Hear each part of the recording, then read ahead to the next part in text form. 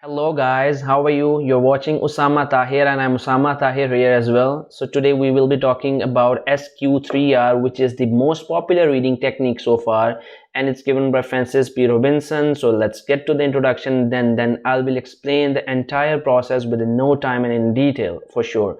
So SQ3R or SQ3 is a reading comprehension method, right? And it has 5 steps: survey, question, read, recite, and review. The 3R means read, recite, and review. All the initials have been taken and name has been given SQ3R.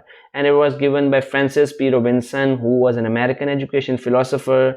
And Americans are so proud of their creative ideas, and yeah, they must be. So it was given in his 1946 book Effective Study. So step 1 is the survey, which is S.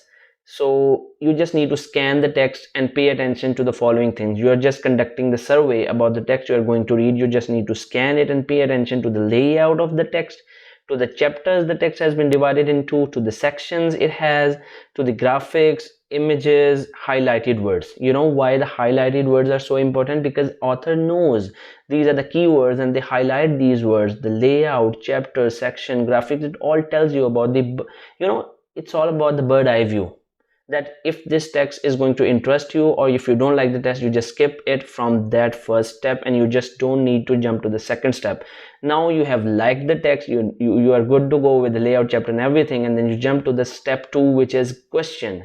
You just ask yourself questions regarding the text. Like, ask yourself what you already know about the text. It's about the background knowledge.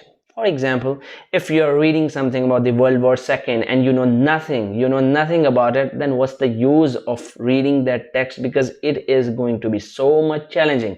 And if you want to give yourself some challenge, then it's good to go. Otherwise, ask yourself questions regarding the text, whether you know something about it or no. Ask yourself why you're reading it. Ask yourself why the author is writing it.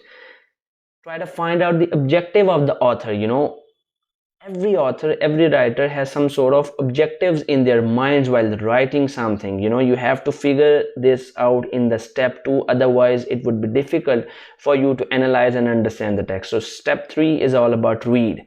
Now it's time to read actively while keeping the first 2 steps that has been discussed in mind. Do not ignore them, okay? Write down now you need to write down some additional questions. In the step 2, you wrote some questions. You wrote something about the text, that what is going to be answered, it will going to be answered this, but now you have to write down some additional questions, and you need to be focused, straightforward as to why are you reading the text. You don't need to be blurred. You have to be focused and alert. Now you're reading practically. And step 4, and you're reading for some purpose. It's not about fun. You're reading it to enhance, to get some value. When you're doing something practically, it's different while you're doing something for fun. And step 4 is about recite. What is meant by recite? It's equal to the revision. You read aloud in your own words what you have read. It's more like revision. And try to write down the summary of that text and ask yourself whether the answers that you have written while reading the text were answered. The questions that you have written have been answered or not. Okay, if all the questions have been answered, you are good to go. If some of them left unanswered, it's still good to go. But if most of them have been left unanswered, then you just really need to repeat all the previous steps again, and you really need to do some practice. Okay, and step 5 is all about review. What is meant by review? It's more like a technical word now.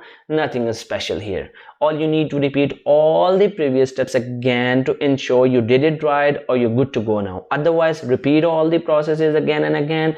Repeat them, practice, and you're gonna be a good reader. Keep watching. Thank you. Stay tuned.